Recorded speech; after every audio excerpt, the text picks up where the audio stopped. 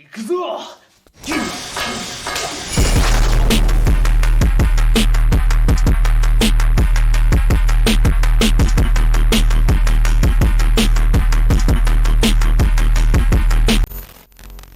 Hey, how's it going, everyone? In this video, we're going to be talking about ultimates and savage raids, and basically how to get started with them. There's a lot more to it than just, oh, let me just PF and do some gaming. If you really want to take ultimates and savage serious, we're going to dive into static groups, expectations for a static group, hours, hardcore, casual, semi-hardcore, what do those actually mean in a static setting. And we're also going to be talking about PFing in general. What's it like to actually PF, prog, and ultimate fight?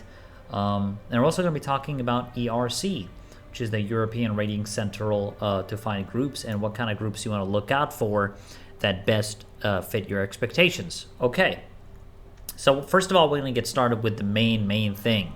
Is when you start with ultimates and savage raids, you have to know what kind of group you would like to join. You can always PF and always prog and PF for savage raids, and there's no harm in that. There's nothing wrong about that, but if you want to take it to the next step and prog with your teammates, this will really help you out in terms of not having to wait so long in PF for a group, or having this stress of people not performing as you expect them to perform, because obviously this is a common thing in PF. You're going to have people that don't perform it better than you do in a lot of occasions, and joining a static setting with set expectations will allow you to clear more effectively, but it also allows you to control loot better. It will allow you to make sure you get your actual BIS items that you need for the savage tier anyway. This will be very good for you, for savage especially, due to the weekly gated loot. So knowing what kind of group you want to join right off the bat is going to help. And so what do we mean by this? What do we mean by what kind of groups are there? And so we're going to be talking about those. So obviously there is casual groups, there's the mid-core groups, semi-hardcore, and obviously hardcore. Now, if we're talking hardcore, we're talking barely any sleep, 7 days a week. You're going all in, multiple hours, and you're gonna be shitting in your own chair. It's like that South Park scene where he takes shit all over the thing. Yep, that's basically it. You're going hardcore mode. Obviously, I'm exaggerating it a little bit here, but you get my saying. So knowing what kind of group you want to join is going to be really important. And so we're going to talk about each one very briefly. Casual is more like you don't really care about your rotation or doing damage. Now, I don't want people to be confused with casual groups being specifically about timing. Casual groups, flex timing, we can raid whenever, and all that. There is one thing to this, right? In my opinion, casual settings, when you join a casual group, they're not optimal with their jobs, or not optimal with their rotation, not optimal with their mechanics. So you have to understand, joining a casual group, you have to be aware that they're not going to play good. And if you are a good player and you know your rotation, you probably don't want to join a casual group. That's just how I think about it. It's not necessarily tied to timings and things like that. I really think if you want to take it up a notch, you should go for semi-hardcore or mid-core, if that better suits your kind of feel for savage raids. I expect for the most part, people that do ultimates and savage and try to find a static are people that really want to go for the loot and actually get kills. For the most part anyway. And then obviously next we have semi-hardcore. Semi-hardcore is basically the perfect setting for me personally, because as a content creator, I can both make content, edit videos and stuff like that, and stream, while also maintaining a pretty healthy amount of hours and raid days. So semi-hardcore, we raid 3 days per week, We play around a total of almost 10 hours. Sometimes we push to 11 or 12 hours depending on the fight and depending on how badly we want to kill. So we play around somewhere around those hours per week, which is really nice. And obviously the timing is really, really amazing. And obviously I joined my own group through ERC, which is the European Rating Central, which we'll talk about later. Basically, it's a Discord server, and you can choose pretty much what kind of group you want. People advertise their thing there, and that's pretty much the way to do it. If you're an NA and others, I'm sorry, I don't actually know a good place to find static groups, but I know for the one for Europeans.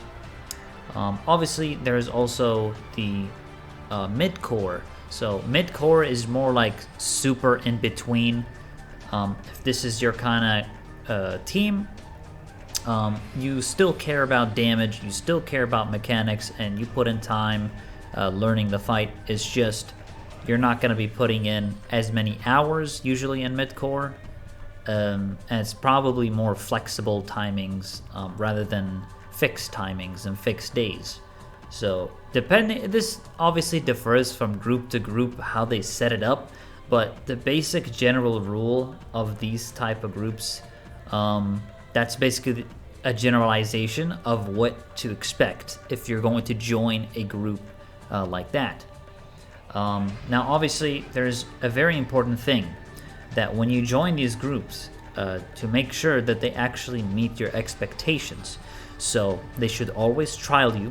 You want to find out about them, they want to find out about you. You know, it's a two-way thing. They gotta know, you know, what is this player? Is he any good? They want to see your skill level. And just so you know, if you're a raid leader or just a player joining a raid group, remember that first trial means nothing. Your first run, your first pool, your first raid with those players means nothing. It only tells them briefly about what kind of player you are, how you communicate. They are pure first impressions. As you build upon this team and raid more, that's when you're going to see the connection with the team and the chemistry. In the beginning, things might click, right? And that's obviously a good sign. But remember that even if someone performs badly on their first day, it doesn't always necessarily mean that they're not going to perform well the next day. Some people are slow on prog, some people learn faster, some people learn slow. It is what it is. This occasionally happens. So remember, don't get disheartened if the raid leader decides you're not worth his time and basically would remove you because he doesn't you don't match his expectations in a group. So be understanding, be civil about it, and that's basically it. When you're joining a raid static team, is keep in mind of those things, right?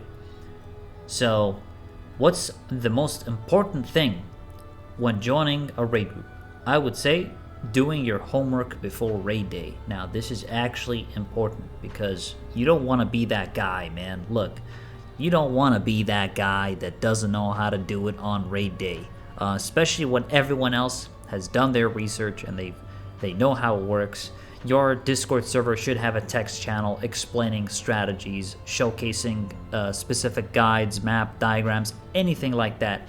They should have that in their Discord server.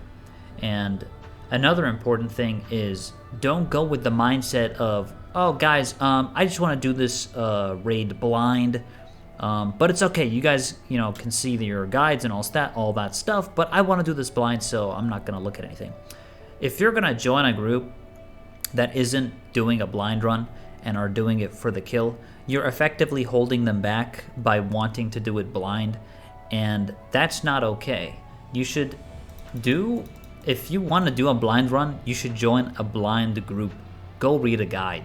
If you're going to join a team that's going for the kill, don't waste your time, and make sure you join that group with an understanding of the raid, unless obviously it's a release raid day one.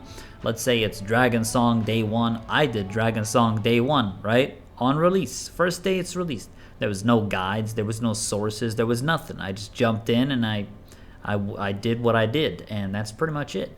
So there's that exception, obviously, to when there are no resources to research something. But for example, if I'm doing UCOB, if I'm doing Ubu, if I'm doing the older raids, older ultimates, I want to come in with the mindset of knowing at least the basic general idea of how the mechanics work. Now, execution obviously is something else, and knowing it is another thing.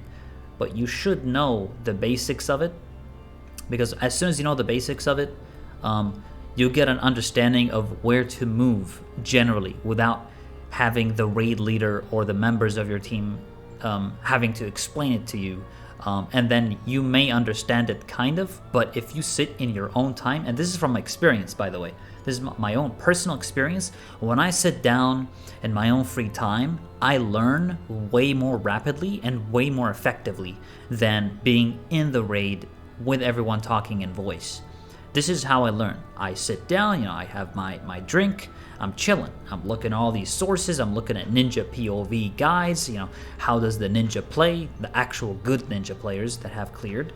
I talk to the balanced Discord server. I talk to the Jackal about ninja optimization. And the Jackal, by the way, is a ninja player from the Discord server, and I think she's fantastic. She's absolutely phenomenal. She has excellent ninja sources, and I learned pretty much so many things from her. She's fantastic. And I would highly recommend for you guys to visit the Balanced Discord server as a definite major advice that I could give you as you're starting Ultimates and Savage Raids, because the Balance offers you all the main rotations of how to actually play your job and the best in slot items and things like that, and you can go there and ask questions about your role. It's a very, very amazing community that are basically, their goal is to optimize, right? Their goal is to optimize and whoop ass in raids and ultimates. So if you're going to join a static group, you want to head to the Balanced Discord server and do your research beforehand. Come into the group with a good impression, know your job, know your basics of your job, so you can move forward firmly and be confident in your role.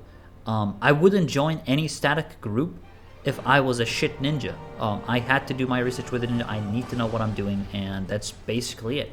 And I think that's something that people would want to have in their own team, is someone that actually has, experience with a job and knows how to do it.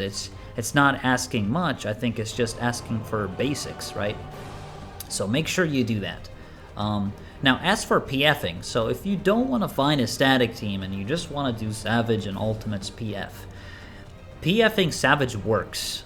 It's just the loot distribution system is going to be really, really annoying for you every week, because obviously with a static setting, sharing loot is going to be a lot easier. You can actually organize loot so the DPS could get it first, so they would do more damage, so the bosses would die faster in the earlier weeks of Savage. Things like that. So you want to keep an eye out for PFing Savage raids, because you're going to be in those situations where loot is just, you're never going to get the thing you want, man. You're never going to get it. It's going to suck. So just get a static team if you're concerned about that. If you don't care about it, just keep doing the fight. It's not a problem until you end up getting it with books, which can work too. Now, would I recommend PFing Ultimates? Now, this one is a yes and no, because it highly depends if you're PFing with people that are more experienced. But in this is my personal opinion, okay? My personal experience and my personal opinion is it's better to have friends or people that you've played with commonly or met in PF that know how the fight works. Or joining a link shell where experienced Ubu players, they're in this link shell and you met them through PF progging. You can prog with them. Don't always PF randomly once you meet the actual good players, so you can prog with the good players. Again, I highly recommend Ultimate Prog to be done in a static setting, because it's gonna be easier. It's gonna be consistent, it's gonna be weekly, and you're always gonna have the same people there every week doing the same strats. So obviously I would recommend a static setting because it's what I like to do. And you also establish chemistry with this set team. You guys find out how to properly do this together as a team, and it just feels more epic in the end. But at the end of the day, if you don't want to do the whole static thing, you can just join an ultimate as a PFer. Just keep in mind of these major things. You are going to wait way longer than you would in Savage. Ultimates, they're very, very hard to find players to play with, especially in PF. So this is something you're going to have to suffer through. It may take hours sometimes, depending on the time of hour as well. It would take usually an hour, sometimes if you're lucky 30 minutes. So that's why I generally think finding the people to play with really, really helps. And obviously, just remember that Ubu and Yukab, they're level 70, so you want your level 70 rotation, how to optimize level 70 rotation. Thankfully, the DPS check isn't so bad for Ubu and Yukab, and I generally think that once you grasp the mechanics, it's all about mechanics, the DPS check isn't that bad, and you can pretty much just pass through. But yeah, honestly, this is generally what I think about Ultimates and Savage and how to actually get started playing the high-end game content. If I can do it, anyone can do it. I started this game not even a year ago, and I knew jumping in that I would jump into Savage and Ultimates. That was my main goal when I first started Final Fantasy XIV. Now, obviously, I'm someone that came from Guild Wars 2, and I raided in Guild Wars 2 for years. So I have this experience with static raiding. I have this experience with DPS checks and enrage and those factors about raiding. Without those things, obviously, if I never played Guild Wars 2 and I never raided, this would be a different case entirely, right? Because all this would be very new to me, and I'd be a bit more lost, right? But knowing the basics of raiding, rotation, damage, raid buffs, there is a lot of factors. The more you do your research on these matters, the better player you're going to be. So think of it like you're doing your homework before raid day, learning the mechanics, learning your class all at once, all with a perfect execution. And at the end of the day, you might make some great friends with this, man. I sure have. With my static team, I've really grown close to them. I've been playing with them for a few months now, since the Pandemonium Savage raid, and we cleared Ubu together. And that's why I joined Statics mainly, is not just to have this bond with the team, but to also have a blast killing the boss and getting loot, because at the end of the day, that's everyone's goal, and that's pretty much it. Yeah, that is all I got. Thank you guys so much for listening. I know it's a little bit of a long video on this one, but I had a lot to say, and best of luck in your Savage raids and your ultimates. It's a wild journey, it's a wild ride, and I wish you best of luck, everyone. Have yourselves a good one, and I'll catch you guys in PF. Peace out. Love you guys.